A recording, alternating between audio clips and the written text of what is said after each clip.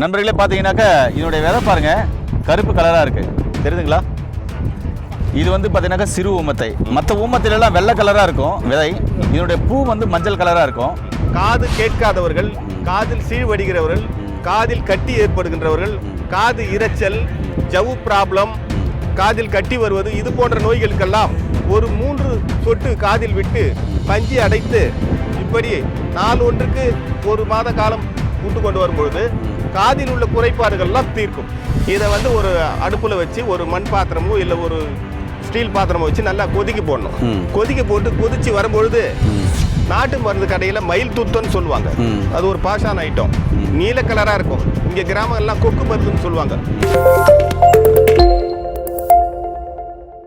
இயற்கையை மருந்து சேனலுடைய மேலும் பல பதிவுகளை தெரிந்து கொள்ள இந்த சேனலை சப்ஸ்கிரைப் செய்யவும், பெல் பட்டனை அழுத்தவும். மேலும் மருத்துவரின் ஆலோசனை பெற இந்த வீடியோவில் உள்ள எண்ணிற்கு தொடர்பு கொள்ளவும். இயற்கை மருத்துவர்களுக்கு வணக்கம். நம்முடைய அருகில் மூலிகை சீரம் செமுதரசன் ஐயா, அதுக்கான மூலிகை பித்தன் கண்ணகர் ஐயா இருக்காரு. இப்போ ஒரு மூலிகை காமிச்சிருக்காங்க. இந்த மூலிகையை பயன்படுத்தினா என்னென்ன நோய்கள் குணமாகன்றதை இந்த வீடியோவில் பார்க்கலாம். வாங்க வீடியோக்குள்ள போகலாம். ஐயா வணக்கம். ஐயா வணக்கம் சார். ஐயா இங்க ஒரு மூலிகை காமிக்கிறேன். இது கொஞ்சம் வித்தியாசமான மூலிகை. இது ரொம்ப முள் நிறைஞ்சது. ஆனா இந்த மூலிகையை சாப்பிடக்கூடாது, சாப்பிட்டா காது கேட்காம போயிடும். ஆனா இதே மூலிகையில ஆயில் காய்ச்சி நான் சொல்ற மாதிரி தடவைனா காது சார்ந்த பிரச்சனைகள் சரியானு சொன்னீங்க. கொஞ்சம் டிஃப்ரெண்டான கண்டென்ட்டா இருக்கு. சாப்பிட வேணாம்னு சொல்றீங்க, ஆனா இதை பயன்படுத்தினா காது பிரச்சனைகளும் சரியாதுன்றீங்க. இது என்ன மூலிகை ஐயா? ஆமா சார், இதான் சிறு ஊமத்தை என்று சொல்லக்கூடிய சாதாரண ஊமத்தை பாத்தீங்கன்னா அதனுடைய விதைகள் வெள்ளை கலரா இருக்கும். இதனுடைய விதைகள் பாத்தீங்கன்னா கருப்பு கலரா இருப்பாருங்க. பாருங்க, இந்த காயை பாருங்க, இந்த காயை பாருங்க, வித்தியாசமா இருக்கும். சாம்பல் பூசண கலரா இருக்கும். முள்ளு வந்து கொஞ்சம் கூறு கூறா இருக்கும். இது வந்து சிறு ஊமத்தை. சிறு ஊமத்தை. ஆமா, இந்த காயை நம்ம கட் பண்ணி உள்ள பார்த்தோம்னாக்கா இந்த மாதிரி கருப்பா இருக்கும். அப்படிங்களா? விதைகள் கருப்பு கலரா இருக்கும். ஐயா ஒரு காயை நீங்க கட் பண்ணி காமிங்க. கட் பண்ணு, அப்படியே புடுங்க. மூலிகை பார்த்து கட் பண்ணுங்க, ஏன்னா முள்ளு நிறைய இருக்கு அதுல. இதை நீங்க கட் பண்ணி காமிங்க. ஐயா நீங்களும் கட் பண்ணுங்க. இதோ பாருங்க, நல்லா கட் பண்ணுங்க. நண்பர்களே பார்த்தீங்கன்னாக்கா இதனுடைய விதை பாருங்க கருப்பு கலராக இருக்கு, தெரியுதுங்களா? இது வந்து பார்த்தீங்கன்னாக்கா சிறு ஊமத்தை. மற்ற ஊமத்திலெல்லாம் வெள்ளை கலராக இருக்கும் விதை. இதனுடைய பூ வந்து மஞ்சள் கலராக இருக்கும். இது பாருங்க, இந்த காய் பார்த்தீங்கன்னா பச்சை கலராக இருக்கு, ஆனால் இது விதை வந்து கருப்பு கலராக இருக்கு. சரிங்களா?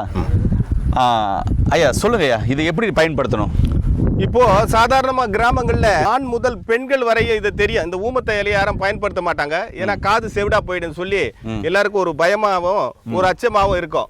ஆனா காதுக்கு நன்றாக கேட்கக்கூடிய சக்தியை கொடுக்கக்கூடிய இந்த மூலிகை இதுதான் சிறு ஊமத்தை என்று பெயர். இந்த சிறு ஊமத்தையை இலையை எடுத்து இடிச்சு சாறு ஒரு 100 ml சாறு இடித்து எடுத்துக்கொண்டு இந்த சாட்டில் 100 ml தேங்காய் எண்ணெய் சேர்த்துக்கணும். செக்க எண்ணெய், கலப்படம் இல்லாத எண்ணெயை சேர்த்துக்கிட்டு இதை வந்து ஒரு அடுப்பில் வச்சு ஒரு மண் பாத்திரமோ இல்லை ஒரு ஸ்டீல் பாத்திரமோ வச்சு நல்லா கொதிக்க போடணும். கொதிக்க போட்டு கொதிச்சு வரும்பொழுது நாட்டு மருந்து கடையில் மயில் துத்தன்னு சொல்லுவாங்க. அது ஒரு பாஷான ஐட்டம், நீல கலராக இருக்கும். இங்கே கிராமங்கள்லாம் கொக்கு மருந்துன்னு சொல்லுவாங்க. அதை வந்து ஒரு சிட்டிக்கு இந்த எண்ணெயில் போட்டு நன்றாக கொதிக்க வைத்து ஆற வைத்து ஒரு பாட்டிலில் வைத்து கொண்டு காது கேட்காதவர்கள், காதில் சீழ்வடிகிறவர்கள், காதில் கட்டி ஏற்படுகின்றவர்கள், காது இரைச்சல், ஜவ்வு ப்ராப்ளம், காதில் கட்டி வருவது, இது போன்ற நோய்களுக்கெல்லாம் ஒரு 3 சொட்டு காதில் விட்டு பஞ்சி அடைத்து இப்படி நாள் ஒன்றுக்கு 1 மாத காலம் விட்டு கொண்டு வரும்பொழுது காதில் உள்ள குறைபாடுகள்லாம் தீர்க்கும். அப்பேற்பட்ட ஒரு மூலிகை தான் இந்த சிறு ஊமத்தை. ஏனே காது சார்ந்த பிரச்சனைக்கு இன்னைக்கு காது சார்ந்த பிரச்சனை இருந்தாக்க ஆடியோகிராம் டெஸ்ட் எடுக்கணும். அந்த ஆடியோகிராம் டெஸ்ட் எடுத்து பார்த்து அதுக்கப்புறம் பார்த்தீங்கன்னாக்கா நவீன மருத்துவத்தில் விட்டமின் சி மாத்திரைகள், மற்ற பார்த்தீங்கன்னாக்கா விட்டமின் மாத்திரைகள், மற்ற மாத்திரைகள் கொடுக்குறாங்க. சித்த ஆயுர்வேதாவில் நிறைய பொடிகள், சூரணங்கள், சுண்ணங்கள், அதுக்கப்புறம் ஆயில்கள் கொடுக்குறாங்க. ஆனால் இந்த காது சார்ந்த பிரச்சனைகளை சரி பண்ணுறதுக்கு மூலிகைகள் இருக்குன்னா இருக்குது. அவ்வளோ வேலை செய்யுதுன்னா ஒரு மூலிகைகள் செய்து ஒரு சில மூலிகைகள் செய்யல. ஆனால் இவர் ஐயா என்ன சொல்கிறேன்னா இந்த மூலிகை கம்பல்சரி செய்யும் அப்படின்றாரு. ஆனால் இது பச்சையை எடுத்து சாப்பிட்டா காதே கேட்காம போயிடும் அப்படின்றாரு. அதனால் பச்சையை பயன்படுத்த வேண்டாம். ஐயா சொன்ன மாதிரி பயன்படுத்தினாக்க காது சார்ந்த பிரச்சனைகள் சரியாகும். மீண்டும் இன்னொரு அருமையான பதிவு சந்திக்கலாம். நன்றி, வணக்கம். வணக்கம் ஐயா.